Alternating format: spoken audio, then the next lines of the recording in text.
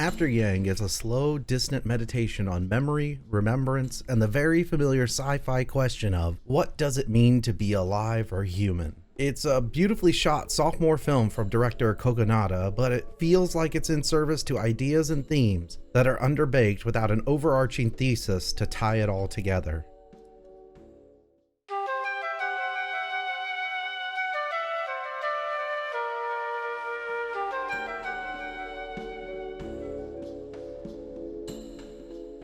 In an unspecified future, Colin Farrell plays Jake and Jodie Turner-Smith plays Kyra, a married couple with an adopted Chinese daughter named Mika. They have a techno-sapien robot named Yang who is brought into the family to educate the daughter on her Chinese heritage. One day, Yang malfunctions and Jake needs to find out what's wrong with him and either fix him or come to terms with retiring him. The film often gives time to the discussion of some of the classic domains of science fiction, namely philosophical ideas of death, identity, and grief, but more often it feels too willing to live moment to moment without a guiding idea to unify everything. These individual scenes can work. Specifically, there's a scene where Yang uses the analogy of a tree graft in order to teach the young daughter about how to accept her adopted family. But the other scenes feel tired and without enough interesting perspective or style to differentiate it from the ideas explored in other science fiction works. For example, Yang in a memory says that he's comfortable with the idea of there being nothing after death because he was programmed to feel that way, probably. Contrasting with the mother in one of her only dedicated scenes, who says she feels that humans are programmed to feel that there is something after death. I hope you enjoyed that discussion and idea because that's really all we get from it other than a pensive shot of the mother afterwards.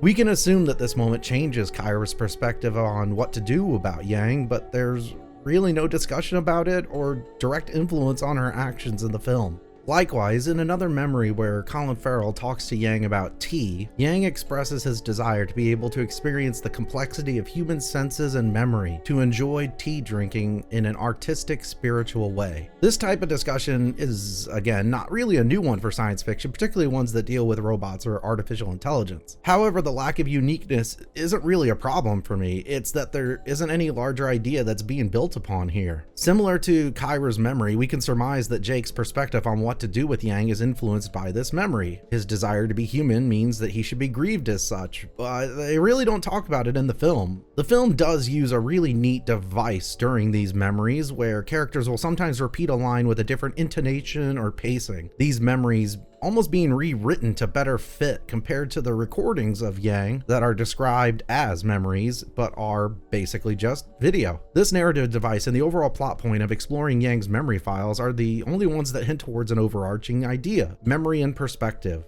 There are mentions given to other very timely and interesting ideas, for example, the right to repair, cloning, data collection, corporate spying, but again, none of these are handled with more than a terse acknowledgement before being dismissed for rumination on memory and how we will remember our loved ones. There are discoveries made in exploring Yang's memories that feel revelatory. In fact, the music kind of swells and characters display some emotion about it, but we're never really let in on why it's significant. As an example that kind of ties in a couple of points I've made, it's made clear very early on that Jake does not like clones for some reason. His neighbor's daughters are clones, and we find out later in the film that a character close to Yang is a clone as well. And that's about all we get about clones and Jake. There's no further discussion really, other than the daughter of Jake's neighbor confirming, hey, you don't like clones. It doesn't really loop back into character development or propel the story in any meaningful way.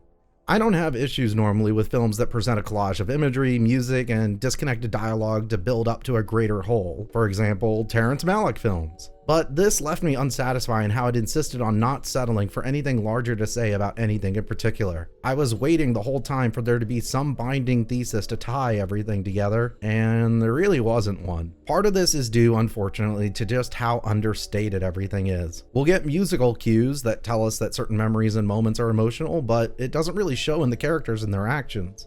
Compare how this film handles understated acting and reaction to someone like Kelly Reichardt, and the difference becomes much clearer. Reichardt's characters are still emotional and reactive to moments, even when there's nothing being said and no musical cues. Colin Farrell is a great actor, but his stoicism here does him really no favors. One element I would feel remiss not to bring up is that Kogonada's future is diverse, yet still leans into the tired techno-orientalism, which feels odd, especially when combined with two of the Chinese characters in the film. One, the daughter, who doesn't know anything about her heritage, and the other is a robot merely programmed to be Chinese. While writing this out, this idea of defining culture and heritage is actually interesting, especially when the main character is a career tea enthusiast and purveyor as a white man. It feels like a chance to make a statement about or acknowledge the tired sci-fi trope of techno-orientalism, or reframe it with two characters struggling with identity amidst cultural dilution and dissemination. Or at the very least expand on the idea that Yang is physically Chinese and programmed to be so, but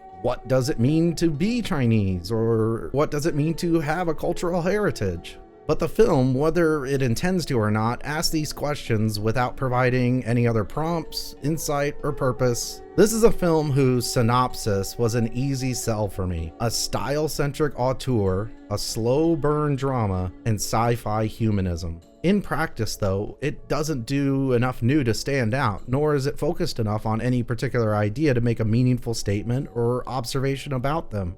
Style-wise, Kogonada excels as he did in his previous film Columbus, but while Columbus had a wonderful couple at its center and an overarching theme and the dressings of modernism in the 21st century, this feels unrealized.